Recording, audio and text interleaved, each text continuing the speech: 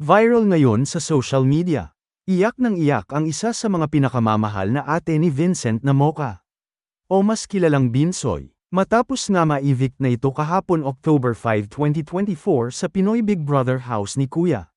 Makikita sa video na emosyonal nga ang pamilya ni Binsoy, habang inaabangan ang paglabas ni Binsoy sa Pinoy Big Brother house.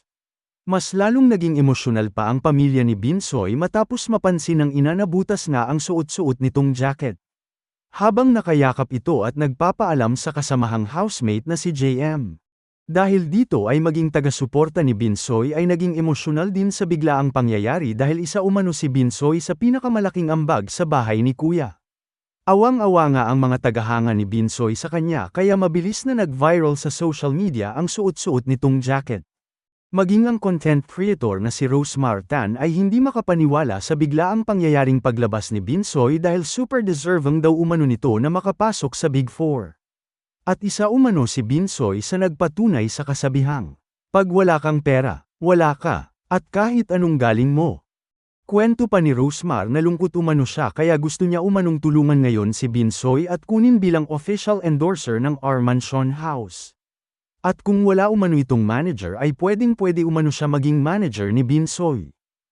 Isang taga-suporta naman ang nagsalita na ginawa umano nila ang lahat para lang maisalba lang si Binsoy pero kulang na kulang umano ang mga taga-suporta ng mga taga-Cotabato dahil sa mahirap na pamumuhay. Ginawa namin ang paraan para maisalba ka. Pero kulang na kulang ang suporta galing sa lugar mo sa Cotabato. Mahirap ang pamumuhay doon pag minina karamihan hanap buhay. May tumulong karamihan yung kaya tumulong, mga study anti-teachers at OFW na talagang sila ang malaking ambag na sumuporta. Isa na ako doon kahit bias ko si JP at Kai. Nakakaawa yung mama ni Binsoy.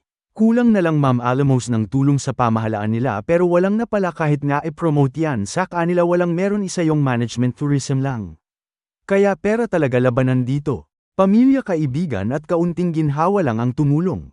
Di nyo naririnig yung pag-iyak ng ina niyan. Dahil hindi alam saan kukuha ng financials para ilaban ang anak, makahusga kayo kay Binsoy nilaban namin yan. Karamihan Piang ga nagboto dyan taga Luzon. Fandom ni Piang at Diaren. Matatanda ang inulan ng pambabatikos si Binsoy matapos tanungin ito ni Ruby Domingo tungkol para sa kanyang Big Four dahil hindi kasama sa kanyang mga binanggit si Piang. Dahil dito ay inulan si Binsoy ng mga tagahanga ni Piang dahil hindi kasama si Piang sa kanyang binanggit. Maraming netizens naman ngayon ang nanghihinayang dahil para sa kanila ay Big Four si Binsoy.